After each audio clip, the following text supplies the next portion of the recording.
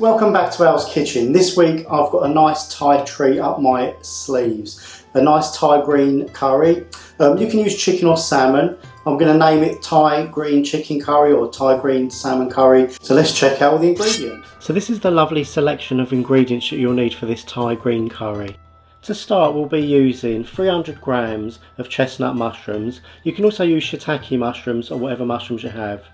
And over here we have 2 lemongrass stalks. We'll be chopping the ends off of this and peeling back the outer skin. Here we have half a diced onion, and we'll be using a small piece of ginger, say around the size of your thumb. Here in the jug I've used 1 chicken Knorr stock cube with 300 ml of boiling hot water, and we'll be throwing in some nice fresh coriander leaves. We'll be using 1 tin of coconut milk and 2 kaffir leaves to give that lovely citrus zing of lime. 2 tablespoons of fish sauce, 1 teaspoon of ground cumin powder, 4 cloves of garlic, 3 bird's eye green chillies chopped, and a nice mild red chilli to decorate the curry afterwards with some lovely fresh coriander. Now I normally use Mange tout, but on this occasion I'm going to use some fresh green beans because it's all that I have. A little olive oil. Now it's time to make the green curry paste. Smash the lemongrass sticks to release some of that lovely flavour and chop the ends, and we're going to take the outer skins off, and then we're going to slice the lemongrass to put into our food processor. So throw in a nice handful of fresh coriander, followed by the ginger, the garlic, the diced onion, the green chillies, the fish sauce, the cumin powder, and those lovely lemongrass stalks. Add a nice big glug of olive oil and blitz until you've formed a nice smooth green paste. There you go, look at that. Add a little oil into a pan and add the green curry paste, and we'll be frying this down for around 5 minutes.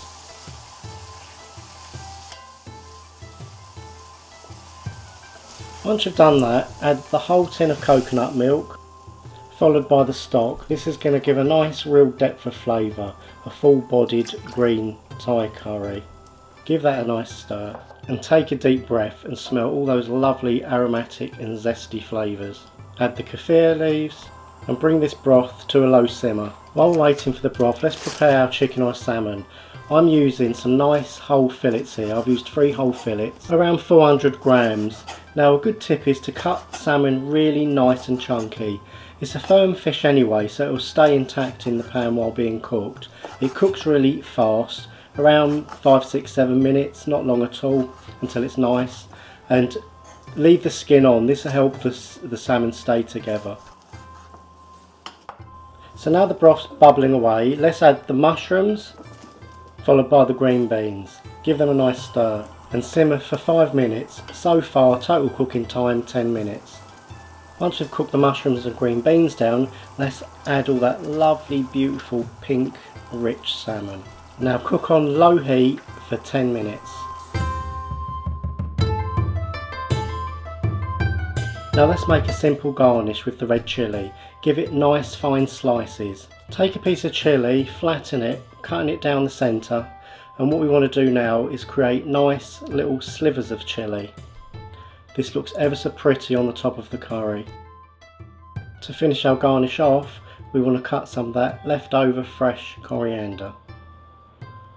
Okay, so let's get back to the curry. Just before plating up, sprinkle in some fresh chopped coriander. But remember to save some to dress the curry at the end. Okay, so now it's time to serve the curry. I'm going to get some nice broth in there, some nice big juicy chunks of the salmon. Remember, I've used green beans in this, but you can use some other green vegetables. This isn't a curry like an Indian curry, you have nice thick gravy.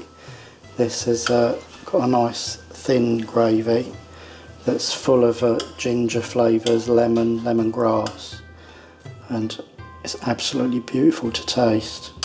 So remember, we slice those mild red chillies, just indiscriminately throw them on.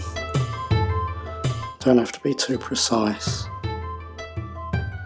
Nice thin slithers, pinch of coriander over the top, and there you have a nice fresh homemade Thai green curry.